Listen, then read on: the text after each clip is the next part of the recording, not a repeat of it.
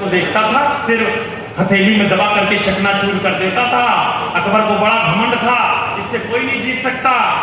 राणा प्रताप की सेना में राणा के सामने फंस गया हल्दी घाटी के युद्ध में। इतिहास पलट के देखना, राणा ने घोड़े से छलांग लगाई, तलवार का एक प्रहार किया, सिर का कवच कटा, माथा कटा, सिर कटा, चेहरा कटा, धड़ कटा और घोड़े के भी 2 टुकड़े होकर मैदान जंग में पड़े थे। उस महाराणा प्रताप के शौर्य की कविता पढ़ता। जिंदाबाद। भैरव बन गया कसूल और कोठारी चंदा बन बैठी, रक्त बीज बन गई मुगल बर्छी चामुंडा बन बैठी, पैरी को तक्षक थे प्रताप, फुंकार बन गया था चेतक, थी सूखी घास मुगल सेना, अंगार बन गया था चेतक। अरे मुगलों की अभिमानी घुड़की पल में पुकार हो जाती थी। जब तक वो अल्लाह कहते थे तलवार पार हो जाती थी। अभिनंदन। पार हो जाती थी। मुगलों की अभिमानी घुड़की पल में पुकार हो जाती थी। जब तक वो अल्लाह कहते थे तलवार पार हो जाती थी। पैरी के सर पर था चेतक, हाथी के ऊपर था चेतक, आंखों के आगे था चेतक, छाती के भीतर था चेतक, थल में चेतक, जल में चेतक, छल में चेतक, बल में चेतक। लोहू की नदियां बहती थी, नदियां की कलकल में चेतक, पानी पर चेतक दौड़ रहा, चेतक चलता अंगारों में, पानी पर चेतक डोल रहा, चेतक घुस गया विचारों में। अरे राणा पर होता वार अगर बुंदेलखंड अगर कविता समझता होगा तो अगली पंक्ति खुद गाएगा। मैं सिर्फ इशारा करता हूं, कविता के साथ जुड़ोगे तो आगे की पंक्ति आप बोलोगे। अरे राणा पर होता वार अगर तो तुरंत झुका ही देता था अपना चेतक। राणा पर होता वार अगर तो तुरंत झुका ही देता था। यदि यहां डूब जाता चेतक। करता हूं बुंदेलखंड, आपको नमन करता हूं। अभिनंदन। होता वार अगर तो तुरंत झुका ही देता था। यदि यहाँ डूब जाता चेतक तो वहां दिखाई देता था। एक पंक्ति जो मां शारदा ने होली में डाल दी, वो पंक्ति आपके सामने पढ़ना चाहता हूं दोस्तों। राणा पर होता वार अगर तो तुरंत झुका ही देता था। यदि यहाँ डूब जाता चेतक तो वहां दिखाई देता था। मेवाड़ विजय के रास्ते में खुद का तन रोड़ा बना दिया। मेवाड़ विजय के रास्ते में खुद का तन रोड़ा बना दिया। चेतक योद्धा बन गया और मुगलों को घोड़ा बना दिया। चेतक योद्धा बन गया और मुगलों को घोड़ा बना दिया। क्या कहने, बधाइयां।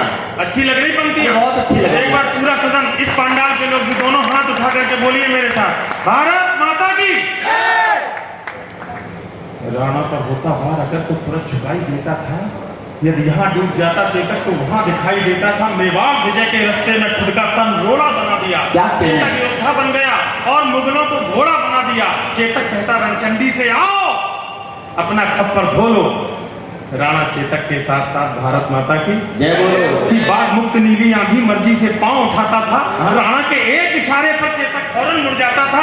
पैरी सेना के सागर में चेतक तैराकी करता था, जाते जाते मुड़ जाता था, बेहद चालाकी करता था। जिसकी छाती पर चेतक की तगड़ी टाके पड़ जाती थी, उसके सीने में भाले सी दोनों टांगे गड़ जाती थी। तभी अचानक मान सिंह हाथी असवार नजर आया। राणा के संग चेतक की भी आंखों में खून उतर आया। अरे राणा कोई कौतुक करते, इससे पहले वह घूम गया।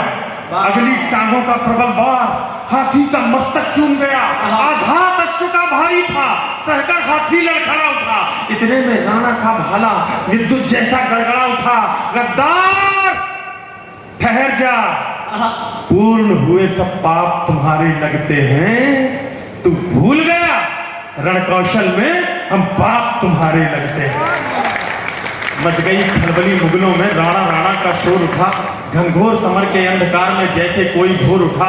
आगे करुणा का सागर है, इस करुणा में थोड़ा रो लो। राणा चेतक के साथ साथ भारत माता। कविता का अंतिम बंद निवेदित करता हूँ दोस्तों। स्वागत है। मुझ पर ये कहने वाले लोग कहते हैं कि जब तुम वीर रस की कविता पढ़ते हो, आक्रोश की, क्रोध की कविता पढ़ते हो, रौद्र की कविता पढ़ते हो। मैं एक आज डिक्लेरेशन देना चाहता हूं बुंदेलखंड की शौर्य धरा पर। मेरी ये कविता ना तो रौद्र की कविता है, ना आक्रोश की कविता है, ना किसी प्रकार के क्रोध की कविता है। मैं दोनों हाथ उठा करके ये घोषणा करता हूं कि मेरी ये कविता संसार की सबसे बड़ी लव स्टोरी है, सबसे बड़ी प्रेम कथा है, जिसमें दो लोगों ने जो एक दूसरे की भाषा नहीं समझते अपने प्राण तक न्यौछावर कर दिए। इससे बड़ी लव स्टोरी कोई नहीं सुना सकता। वो प्रेम कथा आपके बीच सुनाता हूँ। अंतिम बंद निवेदित करता हूँ। चेतक विदा ले रहा है, शहादत दे रहा है अपने मालिक के लिए, अपने सम्राट के लिए। उसके उस अपौरुषेय बलिदान को आप प्रणाम करिएगा, मुझे विदा दीजिएगा। निवेदित करता स्वागत है। राणा के प्रबल प्रहारों का न तोड़ दिखाई देता था। बाबा दोस्तों ये बंद ध्यान से सुने। नौजवान दोस्त बीच में बैठे हुए हैं जिन्होंने भोज मोहनी पर खूब तालियां बजाई, सब सुन रहे हैं। बस ये बंद मन के साथ। सब तैयार बैठे।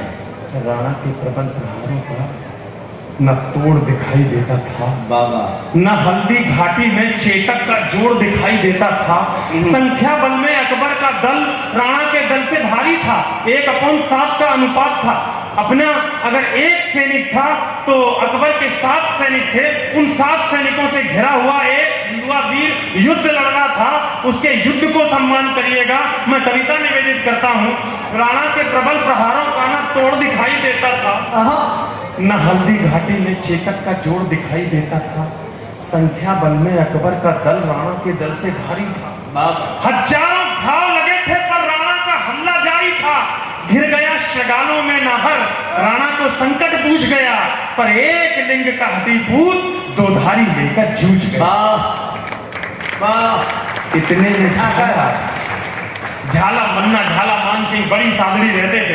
देखने में बिल्कुल राणा प्रताप जैसे लगते थे। जब देखा कि मृत्यु सामने खड़ी है, राणा प्रताप बुरी तरह से घिरे हुए हैं, चुपचाप मन्ना पहुंचे राणा के पास और कहा, राणा प्रताप पूरी दोस्ती की जीवन भर की सिर्फ एक कीमत मांगता हूं, एक भीख मांगता हूं। तुम अपना कवच कुंडल और मुकुट मुझे दे दो और चुपचाप यहां से चले जाओ।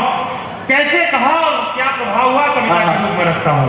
इतने में झाला पहुंचे, बोले राणा प्रस्थान करो। क्या कहने, तुमसे कल को आशाएं हैं, कुछ उसका भी तो ध्यान करो। राणा बोले रण में झाला, मैं इंच इंच कट सकता हूं, क्या कहने, पर पैच भवानी तुलजा की मैं कभी नहीं रख सकता। वाह।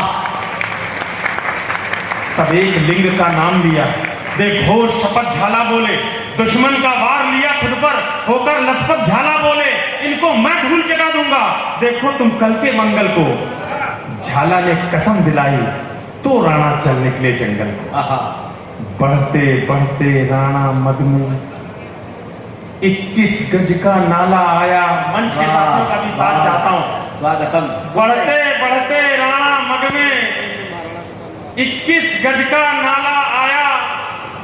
चेतक का तन था लस्त पस्त, लेकिन जैसे ज्वाला आया, अपनी पूरी ताकत समेत चेतक फल्लांग लगा बैठा। राणा की रक्षा करने को अंतिम छल्ला। क्या कहने, उस नील अश्व ने स्वामी भक्ति का पाठ सभी को सिखा दिया। वाह। करवट लेकर बेजान शीश राणा चरणों में टिका दिया। फिर लगा अचानक घोटक ने जैसे अपना मुंह खोला। वाह वाह वाह। बोल नहीं सकता घोड़ा, लेकिन कवि को स्वतंत्रता है कल्पना। जिंदाबाद। फिर लगा अचानक घोटक ने जैसे अपना मुंह खोला हो। चलते चलते जैसे शहीद चेतक ने बस ये बोला हो, मालिक मालिक मालिक मेवाड़ घराने का मैं कर्ज चुका कर जाता हूँ, माथा सहलाकर विदा कर मैं फर्ज निभा। क्या कहने। जिंदाबाद जिंदाबाद।